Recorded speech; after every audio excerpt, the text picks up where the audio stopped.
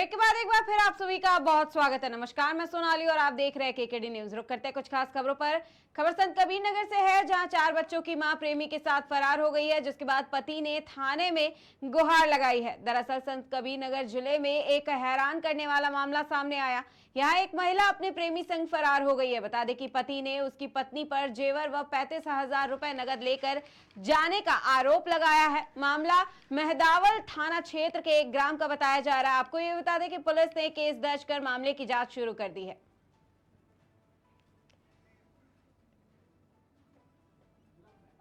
मेरी पत्नी भाग गई है घर से किसी के साथ, और मैं चाह रहा हूँ कैसे मेरे घर पे आ जाए। बच्चे 4 हैं उसके, और छबिया पराग। हमारा नाम है सोहन लाल, जिला संत कबीर नगर का रहने वाला हूँ, छबिया पराग। और मेहदावल थाने पर मैंने FIR किया तो मेरी पत्नी मिल जाए, तो न्यायालय पे मैं कोशिश किया हूँ, तो अभी तक छानबीन किए नहीं, कोई सुनवाई नहीं हुई।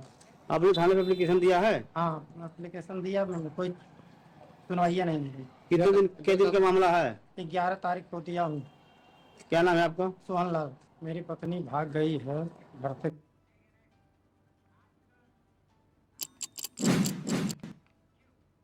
रुक करते हैं अगली खबर की ओर। खबर विजयपुर से है, जहां विजयपुर शहर के ऐतिहासिक मंगोली आगसी के पास दलितों की गली में बाबा साहेब भीमराव अंबेडकर का भवन बनाने को लेकर के लिए 20 लाख सरकार ने अनुदान दिया था, लेकिन वहां पर कुछ मुसलमानों ने आकर के अंबेडकर भवन को बनाने से रोका है, जिसके बाद पुलिस ने सही समय पर आकर कोई भी हादसा होने से रोक दिया है। जिसके बाद अब वहां से दलित और मुसलमान के बीच जमीन को लेकर तकरार शुरू हो गई है।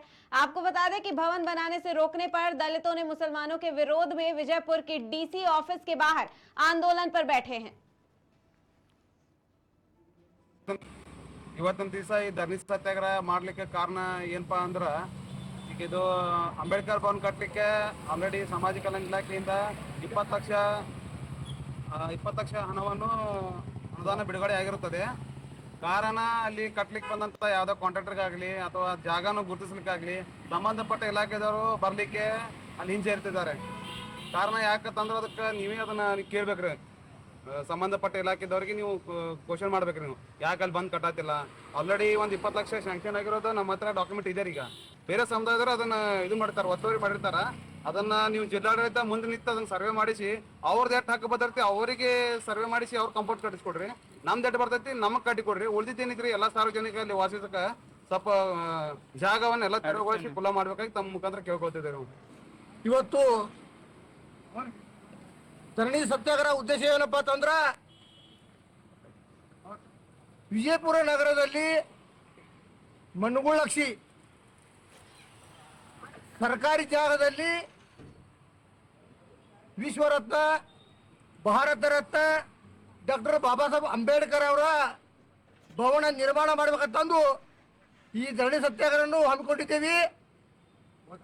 ಈಗಾಗಲೇ ಜಿಲ್ಲಾಡಳಿತ ಆಗಿರ್ಬೋದು ಹಾಗೂ ಸಂಬಂಧಪಟ್ಟಂತ ಜಿಲ್ಲಾ ಅಧಿಕಾರಿಗಳಾಗಿರ್ಬೋದು, ನಾವು ಈ ಸತ್ಯಾಗ್ರಹವನ್ನು ಮುಂದುವರಿಸ್ತೇವೆ. ಪರಶುರಾಮ್ ಚಲವಾದಿ, ಭೀಮ್ ಸರ್ಕಾರ ಜಿಲ್ಲಾ ಸಂಸ್ಥಾಪಕರು, ವಿಜಯಪುರ. ಇವತ್ತಿನ ದಿವಸ ಈ ಧರಣಿ ಸತ್ಯಾಗ್ರಹ ಮಾಡಲಿಕ್ಕೆ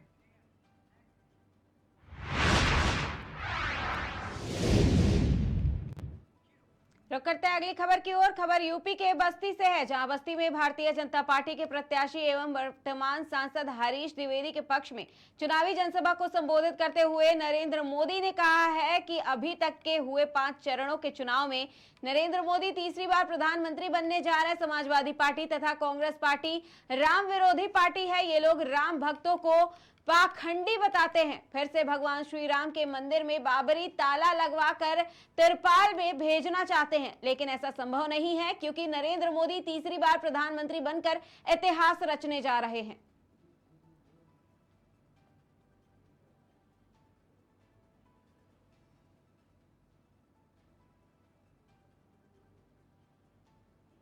ये 5वें राउंड तक ही हम 400 के निकट पहुंच गए।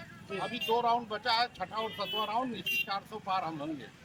और क्या कुछ अपील करेंगे बस्ती की जनता? हम बस्ती जनता से अपील यही कर रहे हैं कि बड़े भारी मतों से 25 तारीख को पहले मतदान फिर जलपान का सिद्धांत बनाते हुए भारी संख्या में मतदान करें और निश्चित रूप से अपने किसी वोट को, चाहे वो बुजुर्ग हो चाहे हमारी माताएं बहनें हो, सबको मतदान केंद्रों पे ले जाएं और बड़े उत्साह उमंग के साथ मोदी जी के हाथों को मजबूत करें और मोदी जी तीसरी बार प्रधानमंत्री मोदी जी को बनावे।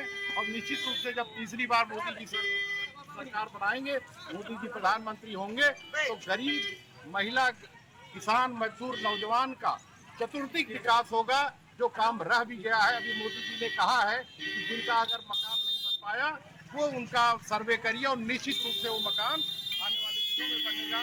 या किसी भी सरकार की चलाई जा रही योजनाओं से अगर वंचित होगा हमारा गरीब गांव, किसान, मजदूर, महिला, उनको निश्चित रूप से सारी योजनाओं से आच्छादित करके उनको लाभ दिला जाएगा। ये 5वें राउंड तक ही हम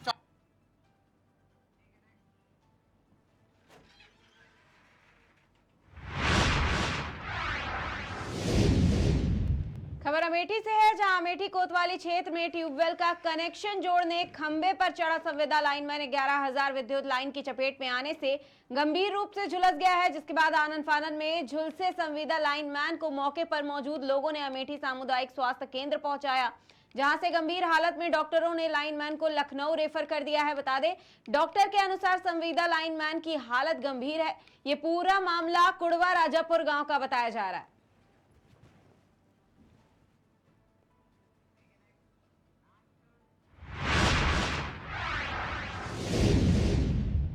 खबर बदायूं से है, जहां प्रार्थी असद निवासी मोहल्ला दहलीज थाना सहसवान के घर में घुसकर दबंगों ने मारपीट की है।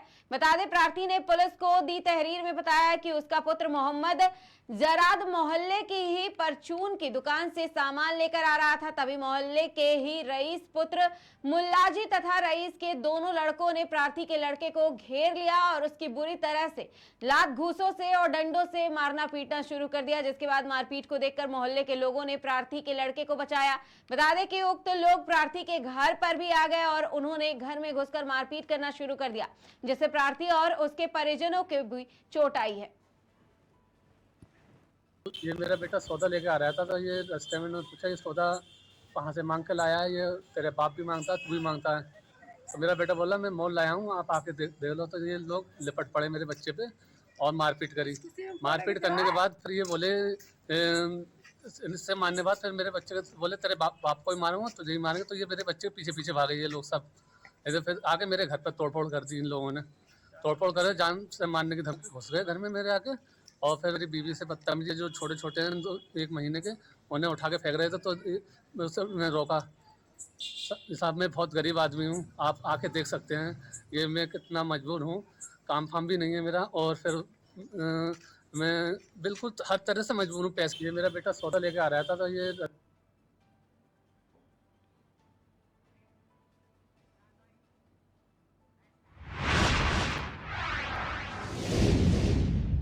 रुक करते हैं अगली खबर की ओर। खबर बुलंदशहर से है, जहां वांछित अपराधियों के विरुद्ध चलाए जा रहे अभियान के तहत चेकिंग के दौरान अमरगढ़ की तरफ से एक मोटरसाइकिल पर सवार 2 व्यक्ति आते हुए दिखाई दिए, जिनको रुकने का इशारा किया गया तो अभियुक्त मोटरसाइकिल को तेजी से भगाने लगे और पुलिस टीम पर फायरिंग भी की, जिसके बाद पुलिस टीम द्वारा बदमाश का पीछा किया गया।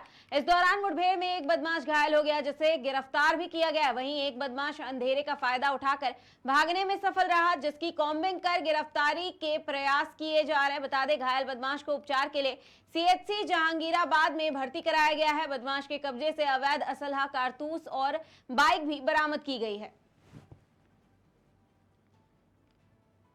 एसएसपी बुलंदशहर महोदय के निर्देश पर अपराध एवं अपराधियों के नियंत्रण करने हेतु तथा तलाश वांछितों के क्रम में बीती रात जहांगीराबाद थाना पुलिस को सूचना मिली थी कि कुछ बदमाश आ रहे हैं, जिस पर बुद्धपेट के पास रात में चेकिंग की जा रही थी।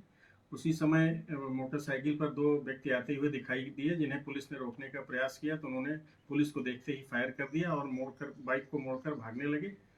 फिसल कर गिरने के बाद उन्होंने पुलिस पर पुनः फायर किया, जिसमें अपने बचाव में पुलिस ने आत्मरक्षा फायरिंग की और एक बदमाश के पैर में गोली लगी है, जिसकी पहचान राजा सिंह के रूप में हुई है, जिस पर लगभग 1 दर्जन विभिन्न चोरी आदि के मुकदमे दर्ज हैं और वह गैंगस्टर एक्ट में वांछित चल रहा था। उस पर 25,000 रुपए का जनपद से घोषित इनाम भी है। दूसरा अपराधी भागने में सफल रहा है, जिसकी तलाश की जा रही है।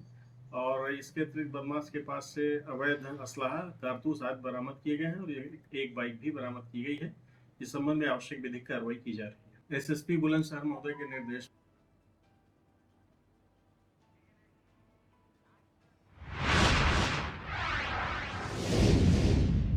रुक करते हैं अगली खबर की ओर। खबर मथुरा से है, जहां बाहर से आने वाले श्रद्धालुओं से मथुरा सीएमओ ने अपील की है और कहा है कि स्वास्थ्य से जुड़ी हुई तमाम चीजों का ध्यान रखें, जैसे पानी नियमित तौर पर पीते रहें और गंदगी से बचें। तथा जयवंश हेल्थ केयर के डॉक्टर मेजर अजीत सिंह सीकरवार ने कहा है कि नियमित तौर पर पानी सिकंजी पीते रहें। आगे कहा कि बाहर से आने वाले श्रद्धालु इस बीच होटल में कमरा लेकर रहें और हीट वेव से बचें। मथुरा आए हुए श्रद्धालुओं को भी बताना चाहूँगा कि वो जनरली दोपहर में निकलने से बचें। अगर दिन के टाइम में या शाम के टाइम में निकल रहे हैं वो, तो अपने साथ पानी को कैरी करें, बार बार पानी पिएं। लिक्विड के ORS वगैरह ये सब नींबू पानी वगैरह पी सकते हैं बार बार। और अपने साथ आए हुए जो उनके साथ बच्चे हैं और जो उम्रदराज लोग हैं, उनका बहुत ध्यान रखें, क्योंकि उनको ही ये हीट स्ट्रोक होने का ज़्यादा खतरा रहता है। तो बच्चों को पानी पिलाते रहें, बड़े लोग हैं उनको पानी पिलाते रहें। हमें खुद भी पानी पिएं, ज़्यादा से ज़्यादा तरल पदार्थ का सेवन करें। खीरा, ककड़ी, तरबूज, खरबूज ये ऐसे फल हैं जिसमें पानी की मात्रा ज़्यादा होती है, ये खाएँ। श्रद्धालुओं को यही बताना चाहूँगा कि जैसे कि आप देखते हैं कि दोपहर के समय मंदिरों के दर्शन बंद हो जाते हैं, लगभग 12 से 3 बजे के बीच में लगभग मंदिर के दर्शन बंद ही रहते हैं। तो उस समय बाहर निकलने से बचें, धूप से बचें सभी जगह। और इसमें जो है ना, जो हमारी कोल्ड वेव, जो हीट वेव है, उससे संबंध की तैयारी की पुनः समीक्षा है। हालांकि इससे पहले भी मैं स्वयं 12 सामुदायिक स्वास्थ्य केंद्रों पर जा चुका हूँ। फिर एक बार से क्या व्यवस्था है उसके लिए हम लोग निरीक्षण कर लिया गया आज, और शाम को इसकी सारी समीक्षा होगी। जिले राजस्थान जिला 12 से मथुरा घूमने आए हुए हैं। यहाँ मथुरा में लू का बहुत ज़्यादा ही प्रकोप है, इसलिए आम पब्लिक को ये सोचना चाहिए कि शिकंजी या पानी समय से लेते रहे, वरना सेहत पे काफ़ी नुकसानदायक पड़ सकता है। धन्यवाद। मथुरा आए हुए श्रद्धालु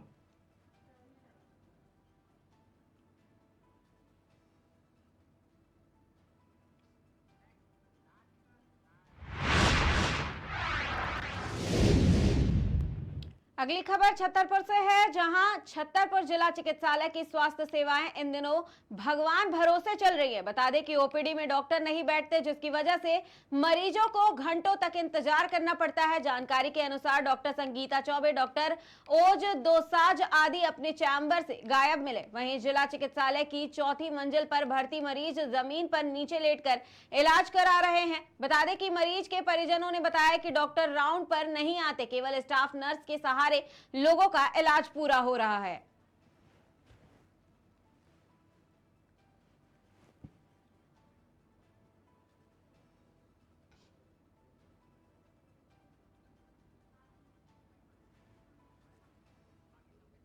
मेरा नाम सबसे पहले किस डॉक्टर को दिखाने आए हैं? तो अभी डॉक्टर आए नहीं? कितने बजे से बैठे हैं आप? 1.5 घंटे से इंतजार कर रहे हैं। क्या यहाँ किसी संपर्क हुआ? क्या बोल रहे हैं? जी नहीं, यहाँ कोई सर उन्होंने यहाँ भी बताया था, हड्डी वाले डॉक्टर ने बोले उनको दिखाई दिया जी। उनको पहले बताया था। किस गांव से आए हैं आप? पटरा। पटरा से। कितनी देर से इंतजार कर रहे हैं? कमजोर है सर, हड्डी से उसकी पतली पतली हड्डी। क्या नाम है बालक का? वो अभी डॉक्टर नहीं मिले आपको? ये सब बताया गया तो वहाँ से किसको दिखाने आए? कौन से डॉक्टर को? अब जो कोई बैठ हो गया उनका बेकार। अच्छा, ये भीड़ क्यों लगी है? भीड़ ऐसे डॉक्टर एक ही बैठे हैं। कितनी देर से इंतजार कर रहे हैं? अभी 7 घंटा हो गया। अच्छा, कोई नहीं आया? कोई नहीं। आपके द्वारा जो जानकारी प्राप्त हुई है, क्योंकि मैं भी ग्राउंड पे था 4th फ्लोर पे मैटन RMO और सहायक प्रबंधक के साथ, तो डॉक्टर संगीता चौबे हैं, वो ऊपर राउंड ले रही थी, अभी OPD में बैठी हुई हैं। डॉक्टर रचना चौरसिया है, 20 मई से EL पे हैं। डॉक्टर सुरभि करे हैं, गायनी की उसमें ऊपर देख रहे हैं, ग्राउंड पे हैं। रवि सोनी और डॉक्टर धमनिया दोनों अवकाश पे हैं। जिनके आपके पास सूचना डॉक्टर गौरव अग्रवाल, इनका मैं पता करवाता हूँ। इसका हो सकता है कि इमरजेंसी ड्यूटी पर हैं, कॉल पे भी हो सकते हैं, ऑन कॉल हैं। परंतु ओपीडी में हमारे पास पर्याप्त डॉक्टर हैं, तो ऐसी ओपीडी की कोई दिक्कत नहीं है। अभी आप भी देख सकते हैं कि ओपीडी में मरीजों की संख्या बहुत कम हो गई है। इससे ये पता लगता है कि डॉक्टर बैठे हुए हैं तो भीड़ कम हो रही है। फिर भी यदि कोई डॉक्टर नहीं बैठा है तो हम उसके विरुद्ध विधि सम्मत कार्रवाई करेंगे, नोटिस भी जारी करेंगे। ये बात सही है कि जिला चिकित्सालय में लोड बहुत ज़्यादा है। 300 जो स्वीकृत बेड है उससे ज़्यादा कहीं मरीज भर्ती हो रहे हैं गर्मी की ही वजह से। परंतु जो पंखे तो सही चल रहे हैं, कूलर भी काम कर रहे हैं, परंतु जो सेंट्रल एसी है और कुछ एसी हैं उनके सर्विस और मेंटेनेंस न होने के कारण नहीं हो पा रहा है। तो इसके लिए हमने राज्य सरकार को लेटर लिखा है और राज्य सरकार से आश्वासन मिला है कि जैसे ही आचार संहिता हटेगी तो राशि जारी कर देंगे, तो सेंट्रल एसी चालू हो जाएगा, तो हमारी जो अन्य व्यवस्थाएं जो प्रभावित हो रही हैं वो भी सुचारू रूप से संचालित हो जाएंगी। मेरा नाम सबसे पहले